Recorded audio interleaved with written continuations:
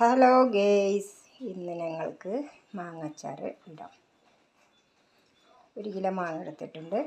അതിന് ആവശ്യമായ സാധനങ്ങൾ: ഉലുവ, കടുക്, മുളക് പൊടി, കായപ്പൊടി, സുർക്ക, ഓയിൽ. 1 കിലോ മാങ്ങക്ക് 6 ടേബിൾ സ്പൂൺ കടുകും 6 ടേബിൾ സ്പൂൺ ഉലുവയും 6 ടേബിൾ സ്പൂൺ മുളക് പൊടി, പിന്നെ ആവശ്യത്തിന് സുർക്കയും ഓയിലും ഇടുന്നതൊന്ന് കാണാം. മാങ്ങ ചെറുതായി അരിഞ്ഞെടുത്തു. ഇനി ചട്ടിയിലേക്ക് എണ്ണ ഒഴിച്ചു കൊടുക്കുക.